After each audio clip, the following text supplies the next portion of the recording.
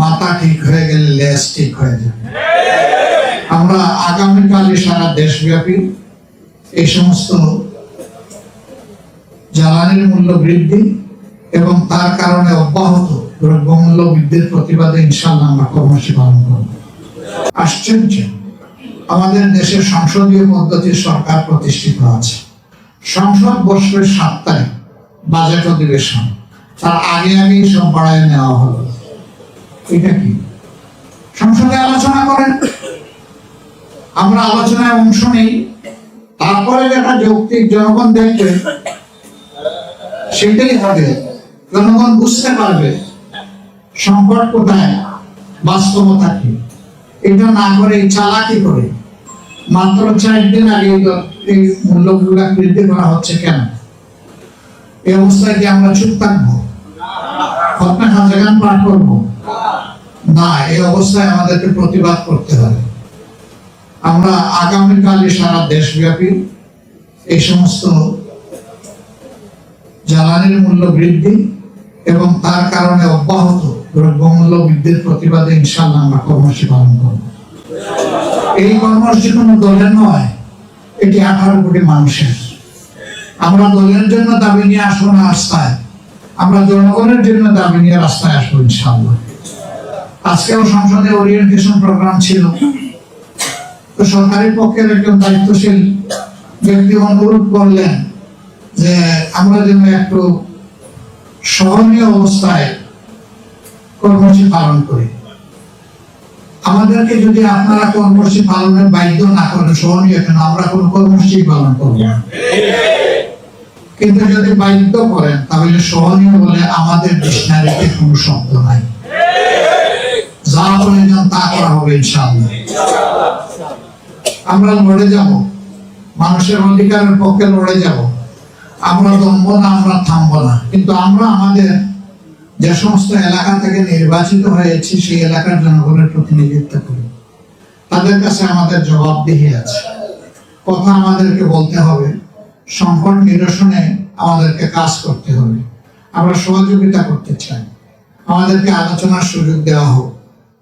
প্রথমে একটা নোটিশ দিলাম, তারা অনুরোধ করলেন যে এটা পরিবর্তন করে ওই ধারায় আসেন। গেলাম, ওই ধারায় গিয়ে আধা ঘন্টার জায়গায় 2.5 ঘন্টা আলোচনা হলো। আলোচনার পরে আমরা প্রস্তাব দিলাম সরকারি দল বিরোধী দল মিলে একটা সার্ভিলেন্স কমিটি হোক। এই কমিটি দেখবে যে আসলে যে সংকটটা এখন, এটা কি কৃত্রিম না এটাই স্বাভাবিক।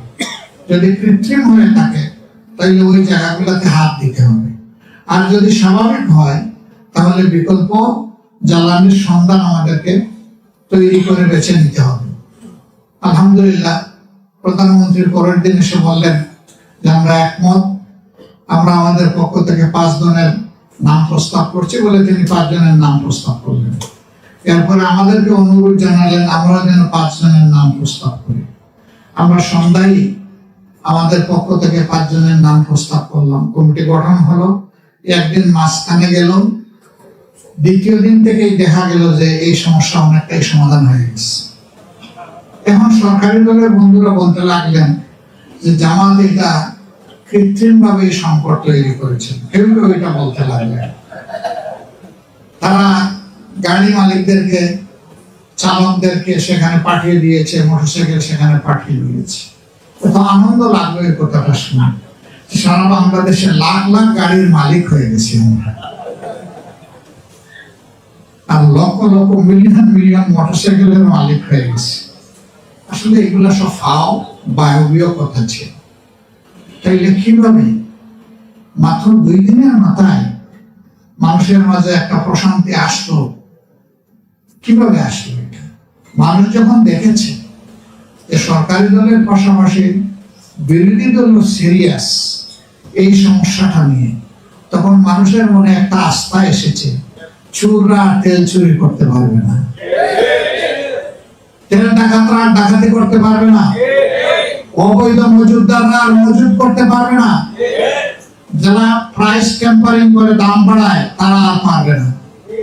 মানুষের মধ্যে আস্থা যখন ফিরে এসেছে, অটোমেটিক্যালি এই সমস্যার সমাধান হয়ে গেছে। এই ঘটনাটা কি বার্তা দিচ্ছে দেশবাসীকে? এই ঘটনা বার্তা দিচ্ছে মাথা ঠিক হয়ে গেলে লেজ ঠিক হয়ে যাবে। এই মাথা হচ্ছে জাতীয় সংসদ, জাতীয় সংসদের 300 সদস্য।